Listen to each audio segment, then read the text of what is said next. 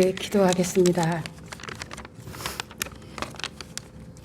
여호와를 기뻐하라. 그가 내 마음의 소원을 내게 이루어 주시려다. 살아계셔서 저희들을 사랑하시고 보호하시며 인도하여 주시는 하나님의 은혜를 진심으로 감사드립니다. 한 주간도 저희들이 불꽃 같은 눈동자로 지켜주시고 어느덧 추운 겨울이 지나고 새싹이 파릇 돋아나는 봄이 찾아왔습니다. 저희들의 마음 속에도 따뜻한 햇살처럼 기쁨과 즐거움이 찬양이 넘치게 하여 주시옵소서. 코로나 바이러스 감염 때문에 두려움과 공포 속에 살아왔지만 이제 백신 주사 맞음으로써 하루빨리 해소되어서 마음껏 활발하게 다닐 수 있도록 도와주시옵소서. 저희 생활 가운데 불편하고 불만을 가질 것이 아니라 주님의 도우심을 감사하면서 살아갈 수 있도록 붙잡아 주시옵소서. 저희 교회 각 부서마다 일들을 감당하사 지혜와 맡기진 능력을 주시고 직분을 감사하며 충성할 수 있는 재직들과 교사들이 되게 붙들어 주시옵소서. 병중에 괴로워하는 건석들을 사랑하사 불쌍히 여기 주시고 주님의 크신 권능을 베풀어 주시고 영육이 강건하게 하여 주시옵소서. 전도할 수 있는 저희들 능력을 주셔서 이 자리에 열매를 결실을 맺게 하여 주시고 말씀이 살아있는 교회가 되게 하시고 쉬지 말고 기도하게 하여 주시고 주님 안에서 사랑이 넘치는 교회가 되게 인도하여 주시옵소서. 이제 이틀이면 새로운 학기가 시작됩니다. 새롭게 시작하는 학생들에게 새 마음과 새 다짐을 허락하셔서 첫 단추를 잘 깨게 하시고 좋은 친구들과 좋은 선생님들을 만나서 좋은 관계를 허락하시고 즐거운 마음으로 학년을 시작하게 인도하여 주시옵소서. 우리의 가정과 직장, 사업장을 축복하여 주시고 이 시간에 말씀을 전하신 목사님에게도 주님을 만나게, 저희들이 주님을 만나게 상한 심령이 치유되게 하시고 새 힘을 얻는 귀한 시간이 되게 하여 주시옵소서. 타직에 있는 자녀나 군에 가 있는 자녀들을 주님께서 함께 동행하여 주시옵소서. 이 자리에 참석하지 못한 성도들도 어디에 있든지 주님께서 함께하여 주시고 이 한 시간 드리는 예배의 순서를 성령께서 주장하시고 우리의 구원하신 예수님 이름으로 간절히 기도드립니다. 오늘 제목은 왕의 품격. 부제가 있습니다. 고난 가운데 무엇을 배울 것인가, 이런 주제를 가지고 함께 좀 은혜를 나누고자 합니다. 여러분, 만약에 타임머신이 발명이 되고 과거로 돌아갈 수 있다면 언제로 돌아가실 것 같아요? 그리고 여쭤보겠습니다. 그리고 돌아가셔서 다시 그 시간을 돌아오면 지금보다 잘 살까요? 이런 질문을 던집니다. 많은 분들이. 대부분의 사람들이 안 될 거라 그래요. 같이 돌아가도 똑같은 인생을 반복할 거다 하는 것이 거의 그렇다는 거죠.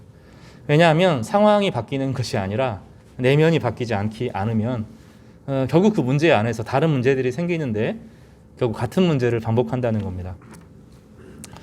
실수를 통해서 배운다라고 하는 이론적으로는 가능하지만 실제로는 잘 안 고쳐집니다.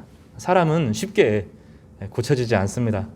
정말로 오늘 막 성령이 충만한 은혜가 임했다고 그래도 계단에 내려가면 잊혀집니다.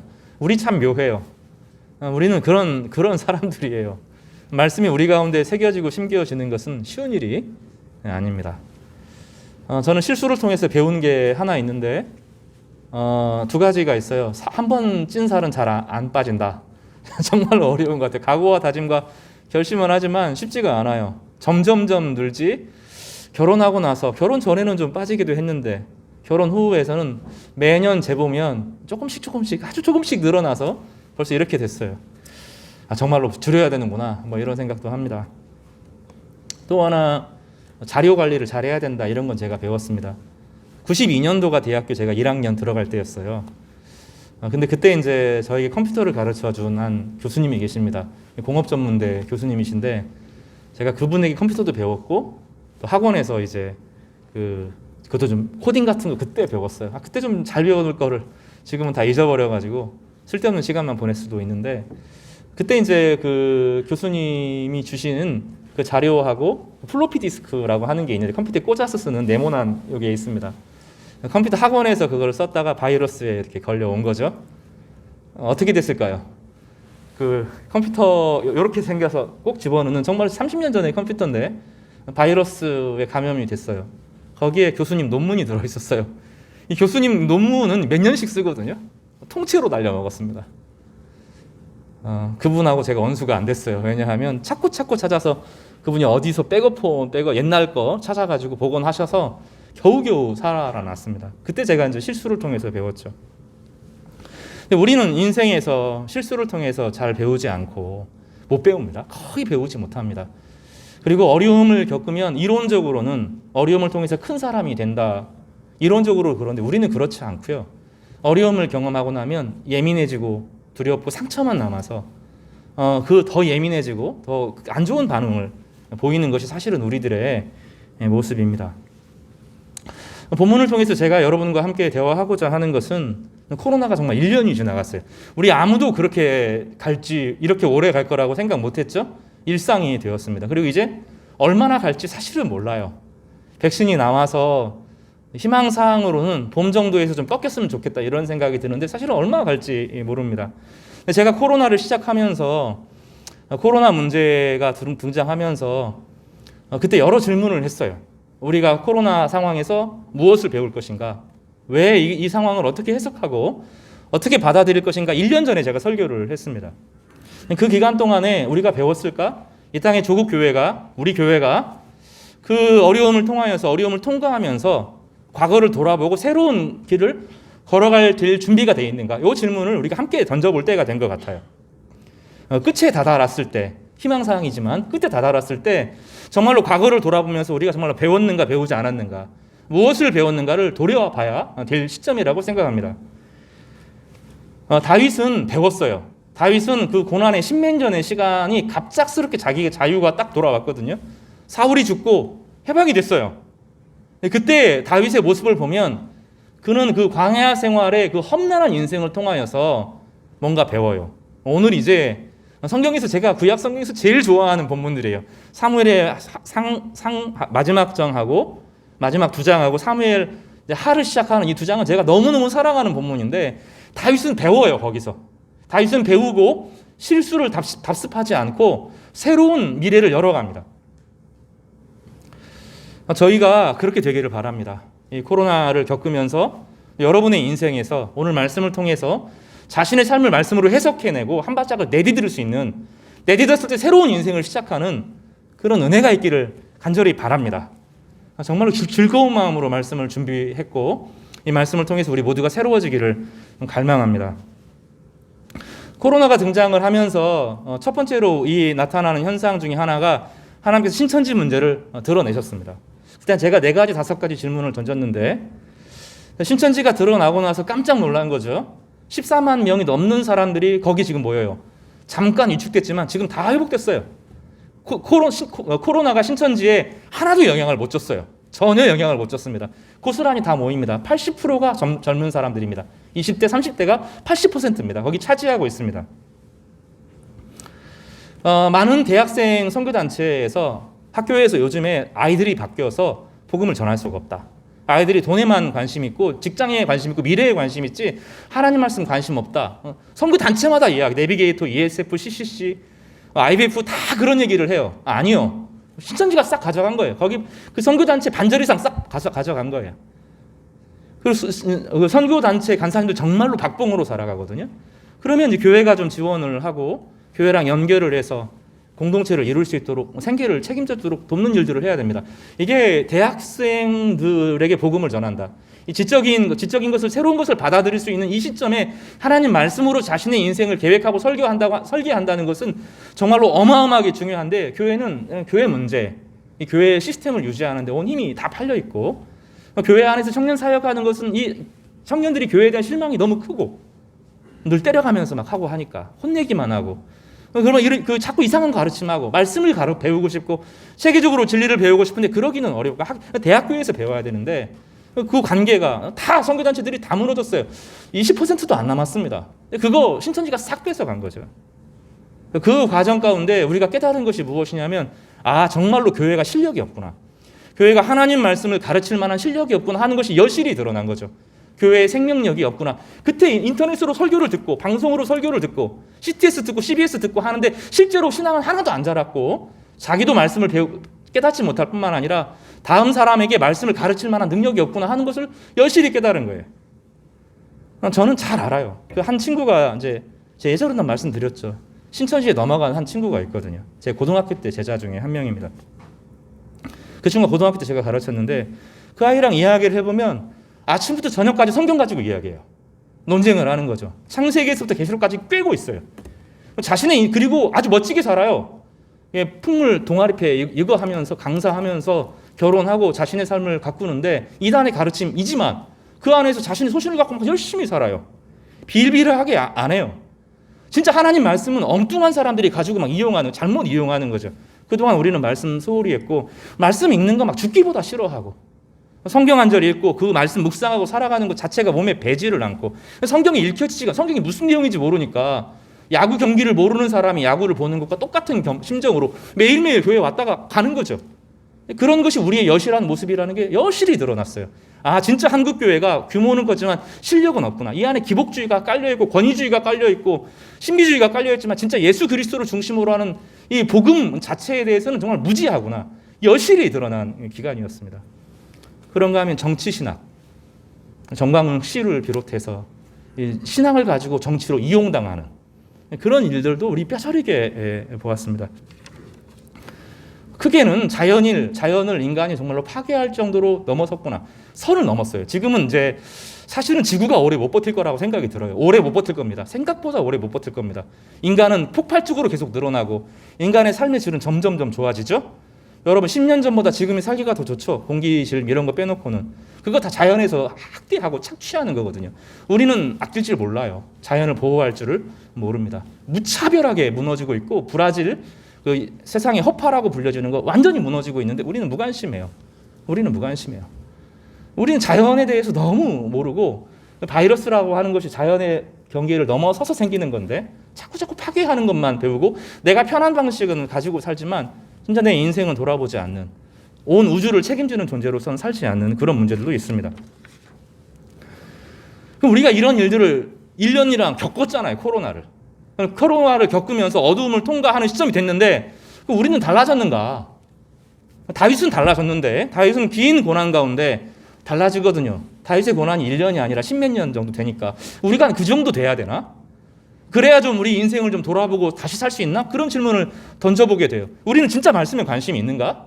하나님을 아버지로 그렇게 노예처럼 신앙생활 하지 말고 아버지와 아들과의 관계로 예수 그리스도를 주신 그 풍성한 하나님을 새롭게 관계로 맺자고 했는데 우리는 그런 기도를 드리고 있는가? 우리는 역시 기도하면 답답하고 기도가 좀 안 된다 이런 얘기하면 실제로 기도 자체를 등한시하는 것은 아닌가? 우리는 정말로 영혼을 사랑하는가? 우리는 교회의 공동체성을 정말로 회복하려고 애쓰고 있는가?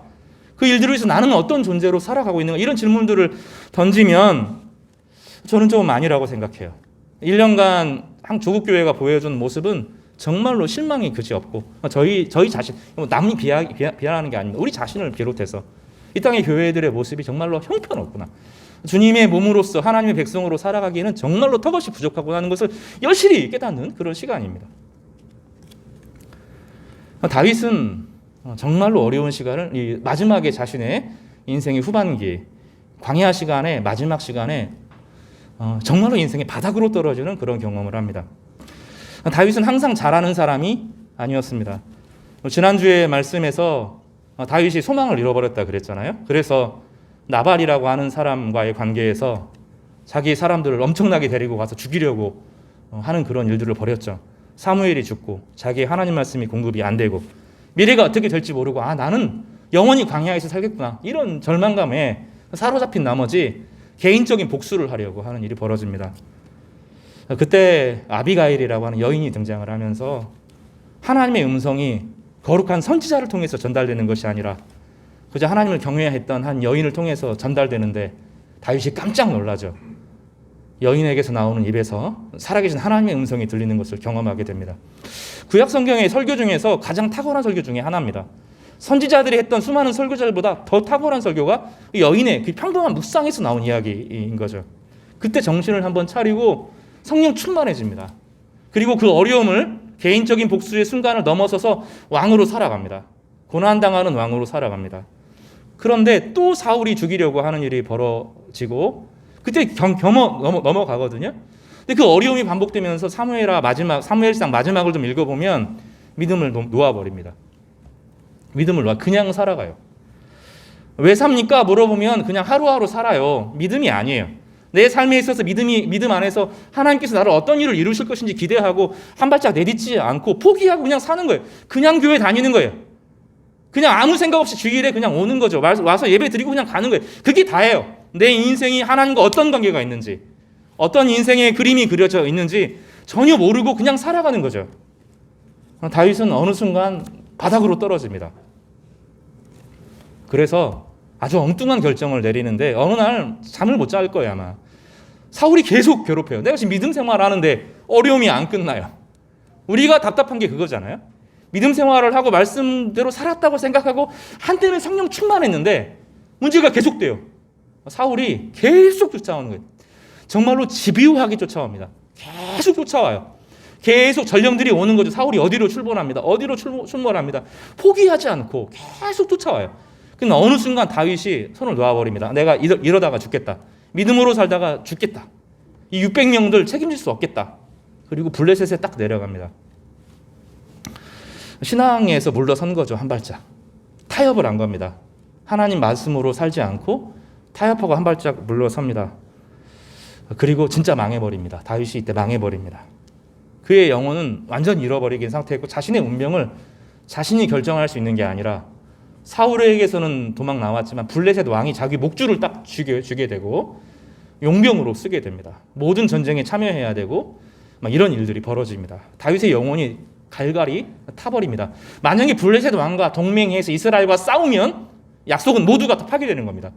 다윗은 이스라엘을 보호하기 위한 왕이었지 이스라엘과 싸우기 위한 왕으로 세움받았지 않기 때문입니다. 그런 왕으로서 박탈당하는 겁니다.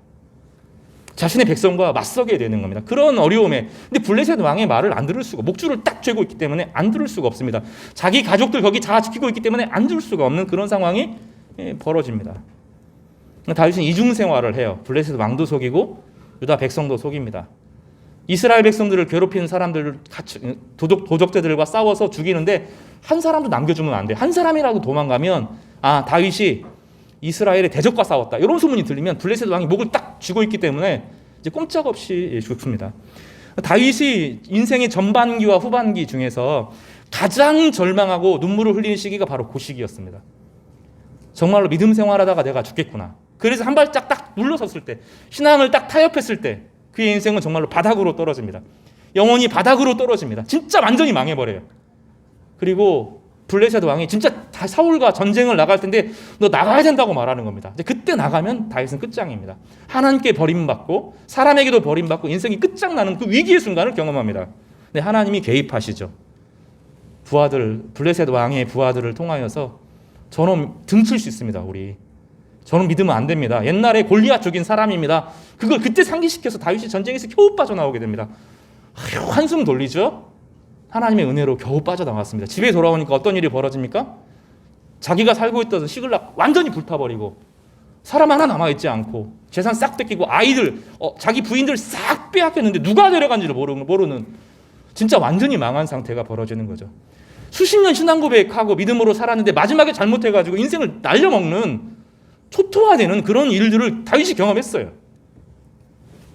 우리도 그럴 수 있어요. 우리도 믿음대로 하지만 믿음대로 살았다고 했는데 어느 순간 내 인생 전체가 손길 때 불타버리는 그런 비극을 경험하게 되는 겁니다. 마지막에 잘못한 거죠. 못 버틴 거예요. 믿음으로 안 된다고 생각한 겁니다. 교회를 다니긴 하지만 말씀대로는 안 살고 하나님 말씀대로 하나님이 주시는 능력대로 사는 것을 포기하는 거예요. 많은 그리스도인들이 그렇게 살아요. 교회 오고 가고 왔다 갔다 하는데 하나님의 능력은 안 믿어요. 하나님께서 내 인생과 함께 한다는 것은 도무지 믿지 못하고 냉소적으로 살아갑니다. 그러니 신앙이 재미가 없고 기도가 재미가 없고 말씀이 남의 이야기죠. 그런데 설교가 들릴 리가 없고 믿음으로 살아보고 기도하고 그렇게 살아야 그 말씀이 나에게 힘이 될 텐데 말씀이 나에게 전혀 들릴 리가 없고 한 게 그냥 앉아있는 게 지겹고 짜증나고 여기 왜 앉아있는지 모르겠고 이런 늘 도망가는 신앙생활을 하게 되는 거죠. 다윗이 그 지경에서 한 발짝 딱 발을 미끄렀을 때 절망으로 떨어지게 됩니다. 완전히 바닥으로 떨어집니다. 그때 추스립니다. 다윗이. 놀라운 것은 실컷 울어요. 실컷 울고 자기가 정말로 잘못했구나. 힘들어도 광야에서 헤맸어야 되는구나. 나는 유다 백성들과 함께 고난당하는 왕이지. 나 살자고 돌아와서 이렇게 떠나갔더니 나의 인생도 완전히 망했구나. 처절하게 웁니다. 정신을 딱 차려요. 그리고 할 수 있는 것 하나를 딱 하면 차근차근 자기가 광야 생활에서 배웠던 것을 차근차근 하나씩 합니다. 동서남북으로 정찰대를 보내고 사람들을 찾고 우연히 버려진 이집트 노예를 발견하고 그를 극진하게 대접함으로 자기가 누가 자기 가족들을 뺏어갔는지를 발견하고 굶고 며칠을 굶어서 찾아내고 그 가족과 모든 것을 되돌리는 그런 은혜를 경험합니다. 다윗의 인생이 이게 인생의 전반기의 인생입니다. 오늘 본문은 그 이후를 보여줘요. 딱 돌아와서 이제 백성들을 다 찾고 자기 가족들을 다 찾고 이제 시글락으로 딱 돌아왔는데 소문이 들리는 겁니다. 뭐죠? 사울이 죽었다는 거예요. 갑작스러운 자유가 그에게 주어지고 환경이 딱 바뀌게 되는 겁니다. 이제 그때 다윗의 모습을 보면 다윗이 공약 고난 가운데 무엇을 배웠는가를 알게 돼요. 우리 인생에 고난이 없는 사람이 없습니다. 예수님 믿어도 다 고난이 따라옵니다. 환경이 쉽지 않고 구조가 악하기 때문에 우리는 여전히 고난 가운데 있습니다. 그러나 그 고난 가운데 어떤 사람은 진리를 배우고 하나님 형상대로 빚어가는가 하면 어떤 사람은 점점점 굴러 떨어지고 냉소적으로 차갑게 기도 없이 또 얼마든지 살아가는 사람이 됩니다. 신앙생활하면서 가장 그 위험한 사람이 누구냐면 내 인생이 기도하지 않는데 인생이 돼요. 여전히 움직이고 별일 없이 인생이 진행되는 사람들인데 정말로 위험한 겁니다. 버려지기 직전이기 때문에 정말로 위험한 생활을 하는 겁니다. 자기가 얼마나 위험한지 모르는 상태. 기도하지 않고 신앙생활을 하는 거죠. 기도하기 시작하면 삶이 그렇게 녹록지 않고 영적인 이 어려움들이 되게 많다는 것을 알게 돼요. 그래서 기도하게 되면서 하나님의 능력을 경험하게 되는데 이 관계를 회복하는 것이 그리 쉽지 않다는 것을 알게 됩니다. 그리고 나서 오늘 본문에 보면 다윗이 정말로 놀라운 모습을 보여주는데 이 사람이 왕이 될 만하구나. 이 고난의 시기가 그로 하여금 왕 되게 했구나 하는 것을 알게 됩니다. 2장 1절을 좀 보겠습니다. 그 후에 다윗이 여호와께 여쭈어 이르되 내가 유다 한 성읍으로 올라가리이까. 여호와께서 이르시되 올라가라. 다윗이 아뢰되 어디로 가리이까. 이르시되 헤브론으로 갈지니라. 짧은 한 절의 말씀입니다. 제가 성경에서 구약 성경에서 제일 좋아하는 말씀이 이 부분이 시글락에서 사울과 요나단이 죽었다는 이야기를 듣습니다. 요나단은 자기 의형제였고 사울은 처음에 자기를 정치로 입문시켰던 사람입니다. 하나님의 용장이었고 한때는 정말로 하나님이 사랑했던 사람입니다. 사울은 출발이 훨씬 아름다워요. 출발은 너무나도 빛나는 사람이었어요. 정말로 하나님이 너무 좋아하는 그런 사람이었습니다. 근데 자기에게는 원수지간이죠. 십몇 년을 집요하게 자기를 죽이려고 쫓아왔던 사람이에요. 왕궁에 있을 때는 창을 던져서 단창으로 죽이려고도 했고 그 사람들을 동원해서 저 사람이 자기를 배반했다고 왕을 배반한 사람이라고 말을 만들기도 했습니다. 광야 생활에는 정말로 집요하게 쫓았습니다. 정말로 하루 이틀 스토커 당해보면 거의 죽을 지경이라고 말하는데요. 정말 집요하게 매일 빼놓지 않고 매일 쫓았습니다. 다윗은 한숨도 마음 편하게 잠을 잘 수 없었어요. 너무너무 힘들었던 사람입니다. 정말로 그렇게 미워도 그렇게 미운 사람이 없을 거예요. 근데 다윗이 개인적인 감정으로 사울을 안대합니다. 안타까워해요. 1장에 보면 정말로 안타까워합니다. 마음이 사울이 정말로 아름다운 인생을 살 수 있었을 건데 왕의 시각으로 봅니다. 자기의 개인의 복수심으로 바라보지 않고 저 사람이 얼마나 의미 있는 사람이었는지 얼마나 멋진 인생을 살 수 있었는지 또 살았는지 그거를 기억하고 꺼이꺼이 울어요. 사울과 요나단을 위해서 웁니다. 요나단만을 위해서 운 게 아니라 그 사울과 요나단을 향하여서 처절하게 웁니다. 그 인생이 너무 아까워서, 그 인생이 너무 가련해서, 그 인생에 살 수 있는 수많은 가능성들을 보면서 그렇게 못 산 것에 대해서 절절히 웁니다. 저는 이 마음을 알아요. 목회자로 살면서 왜 성도들과 때로는 마음이 상하고 속이 상하고 그런 일이 없겠어요. 근데 그 개인적으로 감정으로 대하는 게 아니에요. 그 사람이 하나님의 앞에서 얼마나 아름다운 인생을 살 수 있을 것인지, 그러니까 조금만 말씀 앞에 있으면 얼마나 풍성한 삶이 그에게 주어질지 늘 그 감정을 가지고 여러분을 대하는 거예요. 다윗은 그 마음의 절정에서 사울과 요나단을 애도합니다. 그리고 2장 1절에 보면 이게 간단한 한 말씀인 것처럼 보이지만 그렇지 않아요. 그러니까 진짜 기도가 뭔지를 아는 사람이죠. 우리식의 기도는 중언부언의 기도가 기도라고 생각하고요. 푸닥거리 하는 것이 기도라고 생각해요. 막 소리 지르고 열정적으로 기도하는 게 나쁘다는 게 아니에요. 때로는 정말로 우리 마음을 다해서 기도해야 될 때가 있죠. 근데 그런 기도만 기도라고 생각하는 거죠. 다윗은 그런 기도 드리는 게 아니에요. 자신의 인생 10몇 년을 통하여서 하나님과 동행하면서 진짜 하나님이 누군지 안 거예요. 그 사무엘상 후반부에 그 자신의 인생을 하나님 앞에 딱 놓은 거거든요. 하나님 붙드는 것을 놓았어요. 후반에 보면 그렇게밖에 설명이 안 돼요. 블레셋으로 내려간 것은 손을 놓은 거예요.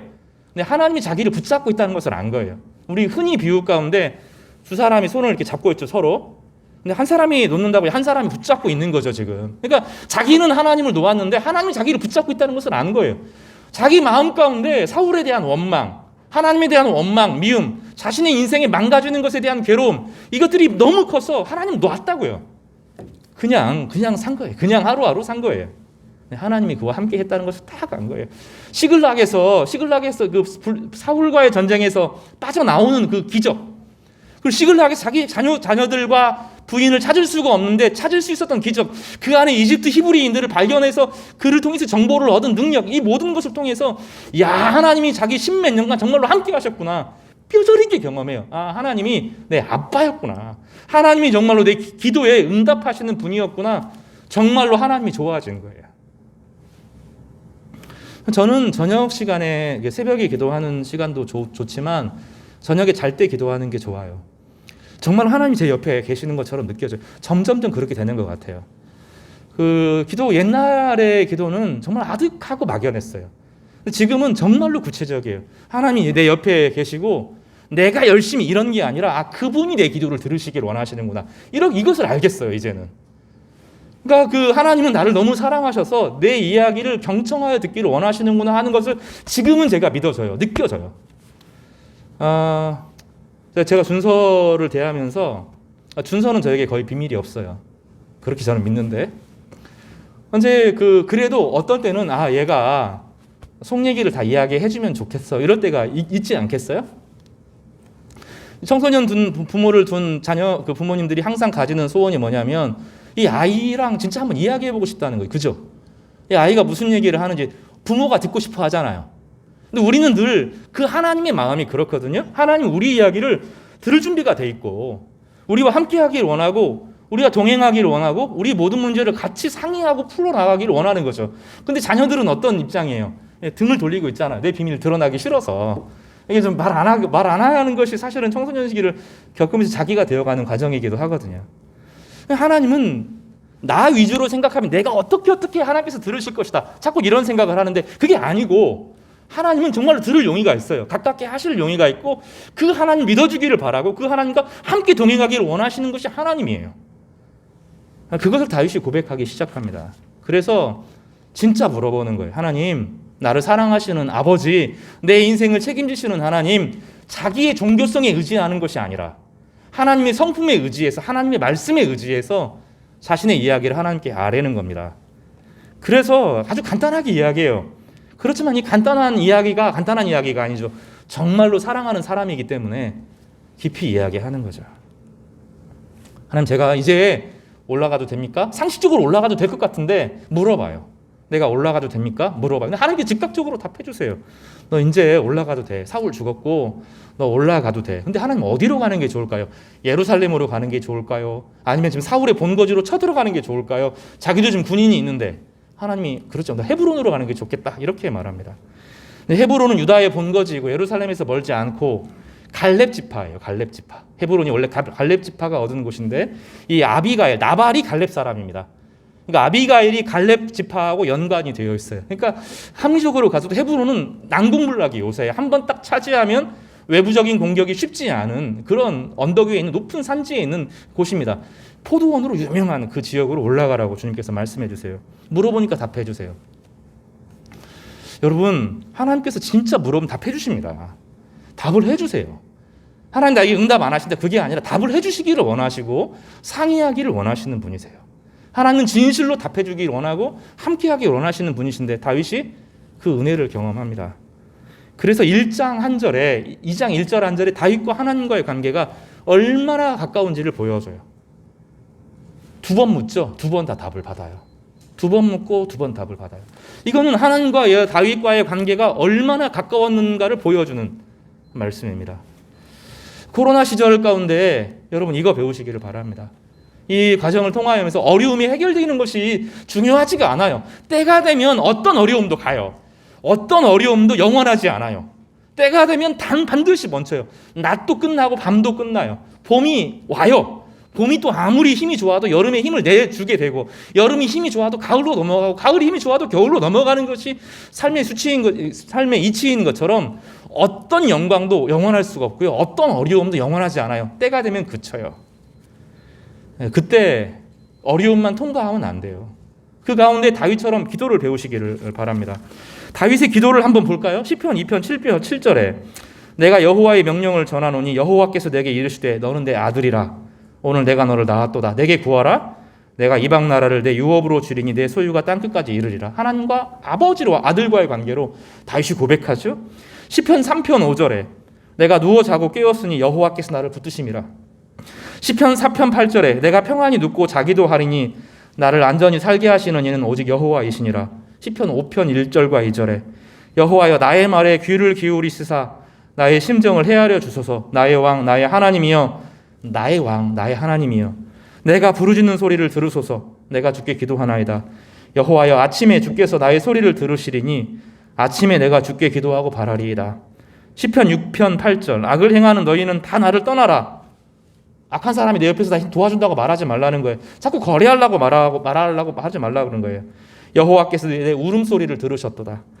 시편 8편 3절과 4절 주의 손가락으로 만드신 주의 하늘과 주께서 베풀어 두신 달과 별들을 보오니 다윗은 도시 사람이 아니거든요. 광야에서 쫓기는 사람이거든요. 근데 하늘을 보면 이게 막 펼쳐져 있는 거죠. 제 선교사 친구가 늘 저에게 이야기를 해요. 지금 영국에서 사역하는데 잠깐 요르단에 있었다는 거예요. 나랑 사막에 가자. 사막에 가자. 사막이 그렇게 좋다. 사막이 그렇게 좋다. 아, 무슨 사막이 좋은데 이렇게 하면 너 사막 봐야 된다. 밤에 별과 달을 봐야 돼. 늘 이야기하는데 그걸 늘 본 거죠. 그 아름다움에 취해요. 고난이 너무 심한데 하늘을 바라보면 그 아름다움이 떨어질 것 같은 별과 달의 아름다움이 흠뻑 취하면서 우와 하나님이 위로하시는데 나 같은 인간이 무엇이간데 주께서 나를 돌보십니까? 이렇게 고백합니다. 시편 전체가 이런 이야기예요. 하나님의 말씀을 묵상하고 하나님께 토해내고 말씀을 묵상하고 기도하는 삶이 그에게 완전히 꽉 차오르는 인생을 삽니다. 그의 기도는 말씀을 읽고 소화해서 하나님께 드리는 삶의 고백이었어요. 그리고 그 기도에 하나님은 섬세하게 세밀하게 이해할 수 없는 방식으로 그를 채워주시는 엄청난 일들을 이루셨던 것입니다. 다윗은 쫓기는 사람, 전사, 왕이 아니라 기도의 사람이었어요. 기도하는 사람이었고 하나님께 기도를 배운 사람이고 기도가 연단되어진 사람이에요. 기도가 깊어진 사람이고 기도가 넓어진 사람이에요. 새로운 언어들이 다윗을 통해서 만들어지고 새로운 곡조가 만들어지고 그 언어와 말들이 새로운 인생의 삶을 여는 거예요. 여러분의 기도만큼 살 수 없어요. 이건 분명합니다. 하나님께서 말로 세상을 만드셨죠. 우리는 우리의 말의 고백을 입술을 통해서 표현을 해요. 그 입술의 말이 우리 삶을 여는 거예요. 하나님 그런 방식으로 우리를 만들어 놓으셨기 때문에 우리의 말 이상으로 삶을 살 수가 없어요. 그러니까 감사가 중요하다는 거예요. 자신의 말에 감사가 중요하다는 거예요. 불평할 수 있고 원망할 수 있고 정직할 수 있지만 그러나 하나님을 깊이 담고 한마디 감사의 말에 터져 나오면 그 말이 우리 삶을 만들어가는 거예요. 하나님이 온 세상을 말씀으로 창조했던 것처럼 우리의 기도가 세상을 열고 삶을 여는 거예요. 근데 기도 안 해요. 안 해요. 하나님이 무서워요. 하나님이 두려워요. 죄 짓고 벌벌 떠는 것에만 사로잡혀 있어요. 예수님이 오셨다는 것이 내 인생이 중요하지가 않아요. 그래서 내가 어떻게 한 것만 중요하죠. 예수님이 십자가를 지시고 나를 위해 죽으셨다는 것이 내 인생에 의미가 없어요. 그러니 하나님을 아버지라고 부르지 못해요. 여전히 내 과거에 사로잡혀 있어요. 내 미래의 염려에 사로잡혀 있어요. 아무것도 못해요. 자신의 입술의 말이 바뀌지 않아요. 새로운 언어가 만들어지지 않아요. 새로운 기도가 나오지를 않아요. 새로운 인생의 고백이 나오지를 않아요. 새로운 삶이 열리지가 않고 계속 쳇바퀴 도는 거죠. 고난당하고 어려우면 기도하고 고난당하면 어려우면 기도하지만 이 쳇바퀴를 벗어나지 못하고 하나님이 우리에게 주시는 그 아름다운 인생을 품어내고 만들고 창조해내는 삶들을 살아갈 수가 없는 거예요. 다윗은 이걸 뛰어넘어요. 모세오경을 묵상하면서 하나님 말씀이 자신의 삶에 체득화되어서 그것을 고난과 어려움에서도 뛰쳐나오는 그 말을 딱 터뜨릴 때 하나님이 얼마나 크시기에 나 같은 사람을 긍휼히 여기십니까? 나는 하나님 버린 적이 있는 사람인데 나 같은 사람을 긍휼히 여기십니까? 이렇게 터져 나올 때 그의 삶이 풍성하게 쫙 열리는 거예요. 어둠을 통과하는 그런 인생을 사는 거죠. 그래서 이 한 절의 말씀이 그토록 중요합니다. 기도를 배운 사람을 이길 수가 없어요. 기도 가운데 하나님께 감사의 말을 토해내는 사람을 세상이 감당할 수가 없는 겁니다. 다윗은 그런 인생을 살아갑니다. 이제 다음 주에 한 번 더 말씀을 나누겠습니다. 2절의 이후에 보면 그 길르앗 야베스 사람들을 대하는 것을 통하여서 다윗이 하나님의 주권을 의지하고 자기에게 원수된 사람을 장사한 사람을 기념하는 것을 통하여서 정말로 이 사람이 왕이 맞구나 하는 것을 알게 되는데 다음 주에 좀 구체적으로 살펴보도록 하겠습니다. 오늘은 한 가지로 정리를 할게요. 다시 말씀 돌아가 보겠습니다. 우리는 지금 어떤 중에 있냐면 예수님께서 기름 부음을 받으셨어요. 제일 처음에 이 땅에 오셔서 내가 이런 사역을 하겠다 충만히 기름 부음을 받았습니다. 그리고 자신이 기름 부음 받은 자로서 메시아로서 제사장이고 선지자고 왕으로서의 사역을 감당하신다. 그리고 그것이 노예된 사람, 억눌린 사람들을 풀어주는 사역일 것이다. 이렇게 말씀하셨어요. 그리고 예수 안에서 우리가 예수님을 믿을 때 예수님의 몸이 되는 겁니다. 우리는 예수님의 몸으로 부름받은 거예요. 교회 밖에 있을 수 없어요. 그래서 교회 일에 동참하시기를 바랍니다. 나는 교회 다니는 사람이 아니에요. 교회의 몸의 구성원이고 몸의 일부예요. 여러분 한 사람 한 사람이 몸의 구성원이고 몸의 일부라고요. 그럼 몸의 일부로서 우리가 어떤 존재가 되냐면 예수님과 함께 왕이고 제사장이고 선지자 사역을 감당합니다. 지금 우리는 선지자에 대해서 배웠고 제사장에서도 배웠고 왕에 대해서 배우고 있습니다. 여러분 한 사람 한 사람 주님 안에서 뭐라고요? 왕으로 부름받은 사람들이라는 거예요. 왕권을 가진 사람들이라는 거예요. 왕이 가진 사람, 왕권을 행하는 사람들, 어떻게 하면 창조적으로 능력 있게 내 삶을 주권자로서 살아갈 수 있느냐, 하나님의 대리통치자로 살아갈 수 있느냐, 오늘 본문에 나옵니다. 고난 가운데 기도를 배우는 거예요. 말이 바뀌는 거예요. 자기를 향한 말, 이웃을 향한 말, 하나님을 향한 언어가 바뀌어야 되고 새로워져야 되는. 그래서 여러분 시인이 돼야 돼요. 새로운 언어를 글로 쓰고 표현하면서 돼야 돼요. 다윗처럼 그런 인생을 살아가야 됩니다. 기계적인 인생 가운데 쳇바퀴치만 돌지 말고 소녀시 감정으로 돌아가면서 하나님의 은혜의 말을 담아내시기를 바라요. 상상력이 넘치는 그 말 한마디 한마디가 여러분의 삶을 고쳐나갈 겁니다. 바꿔나갈 겁니다. 그것이 하나님의 능력이기 때문이고 그 안에 예수 그리스도의 능력이 그 안에 담겨있기 때문이고 그 말 가운데 예수님께 함께 하시기 때문입니다. 다윗은 그 인생을 택합니다. 여기서 사울의 길을 걷지 않고 기도의 사람으로 세워가고 개인적인 복수와 염려를 하나님께 맡기는 주권신앙을 딱 가져가면서 깊은 기도의 사람으로 완전히 거듭나는 인생을 살아가게 됩니다. 바라건대 우리 성도 여러분, 교회의 몸으로 예수 그리스도의 몸으로 부름받은 성도 여러분, 왕으로 회복되시기를 바랍니다. 여러분의 말 가운데 깊은 기도가 새로워지기를 바라고 주님이 여러분과 깊이 가까이 하시면서 하늘의 평화를 내려주시기를 주님의 이름으로 축복합니다. 우리 같이 좀 기도하겠습니다. 오늘 설교 시간에 했던 말씀을 가지고 좀 기도했으면 좋겠는데요. 지금 대학생 선교단체들은 정말로 존립 위기에 있습니다. 너무 어려워요. 근데 그 존립이 안 되면 10년, 20년, 30년 후에 우리 한국 교회 지도자들이 무너지게 됩니다. 영적인 지도자들이 거기서 다 나오는데 무너지게 됩니다. 거기 회복해달라고. 우리 도울 수 있으면 참 도왔으면 좋겠어요. 회복을 해달라고 기도했으면 좋겠고, 두 번째로는 개인적인 복수하면 안 됩니다. 여러분, 개인적인 복수하면 안 됩니다. 하나님이 다 하실 겁니다. 과거의 상처들이나 염려들을 매이면 안 됩니다. 그거 내려놔야 됩니다. 하나님께 맡기고 나는 내일을 살아가는 겁니다. 오늘 나의 일을 살아갈 수 있도록 내가 왕권을 가지고 내 가정에서, 직장에서, 사회에서 하나님의 능력을 발휘하는 삶을 살아갈 수 있도록. 세 번째, 기도하지 않고도 삶이 진행되는 것은 진짜 위기 중에 위기입니다. 영혼이 죽었다는 뜻이거든요. 내 영혼이 살아나도록 하나님 은혜를 부어달라고 금식해야 됩니다. 그런 경우에는 금식도 해야 되고 말씀으로 깊이 돌아와야 됩니다. 아니면 정말로 큰일 납니다. 하나님의 능력이 없어서 그냥 특별히 저주하지 않아도 말라 비틀어져서 버려지는 거예요. 여러분, 그러지 않도록 내 안에 하나님의 생명이 들어오도록 하나님 준비가 돼 있어요. 생명을 막 부어줄 준비가 되어 있는데 그 은혜를 경험할 수 있도록 기도했으면 좋겠고, 여러분 어떤 삶이 있을지 몰라요. 다윗에게 그런 자유가 어떻게 올지 몰라요. 여러분의 인생에 하나님께서 어떤 일들을 대비하고 오실지 모릅니다. 진짜 풍성한, 전혀 예기치 못한 선물이 준비되어 있는데 믿음으로 받을 수 있도록 하나님에게 믿음을 달라고 우리 같이 좀 기도하도록 하겠습니다. 같이 기도하겠습니다. 거룩하신 하나님 아버지, 다윗이 그 인생의 깊은 고난 가운데 하나님의 능력을 의지하고 믿음으로 나아갑니다. 그는 기도의 사람으로 변해갔고 말씀의 사람으로 변해갔고 하나님을 위로의 사람으로 변해갔습니다. 하나님 아버지, 그는 기도의 능력으로 일어났고 그 인생의 절망 가운데 하나님을 포기할 수 있을 만큼 손을 놓았던 그 순간에서 회복되어서 왕으로 부뚝 세워지게 되었습니다. 자비하신 하나님, 우리 인생에 그런 아름다움이 있게 하여 주십시오. 교회 구성원으로 몸으로 살아가는 법들을 배우게 하시고 성도들을 격려하고 도우며 또 함께 위로를 나눌 수 있는 자들이 될 수 있도록 하나님 도와주시옵소서. 하나님, 주님께서 우리 가운데 어떤 미래의 약속을 주실지 우리가 알 수가 없습니다. 주님께서 도와주셔서 그 약속의 길을 향하여 걸어갈 수 있도록 도와주시고 우리의 말이 새로워지게 하여 주십시오. 말이 새로운 일들을 만들어내는 창조의 능력을 발휘한다고 하셨는데 주님 안에서 한마디 아름다운 말을 하게 하고 나를 괴롭히고 힘들게 했던 사람들 이제 놓게 하시고 하나님 아버지, 나에게 주신 하나님의 영광의 길을 걸어갈 수 있도록 도우시고 이 교회들마다 새로워진 은혜를 누릴 수 있도록 하나님 아버지 축복하여 주시옵소서.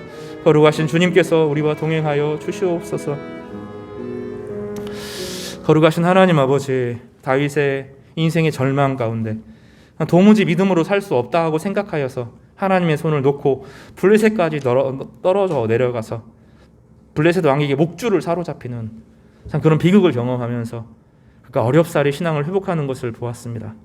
그리고 그가 신앙을 회복할 때는 그 깊은 기도의 사람으로 거듭나게 됐고 하나님과 얼마나 깊은 교제를 나누며 세밀하게 하나님과 교제하는 것을 살펴보았습니다. 그로 말미암아 그가 왕으로서 이스라엘에 하나님의 영광을 드러내는 존귀한 사람으로 세워지는 것도 살펴보았습니다.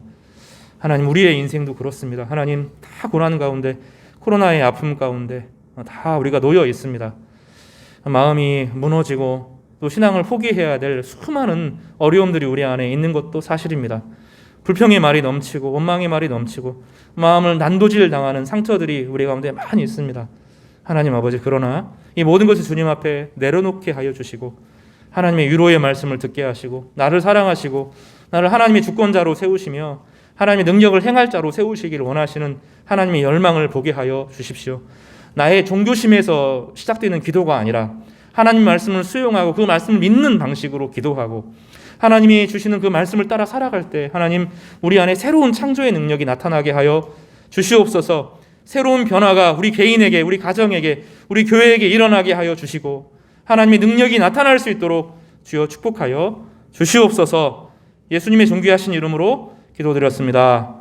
아멘.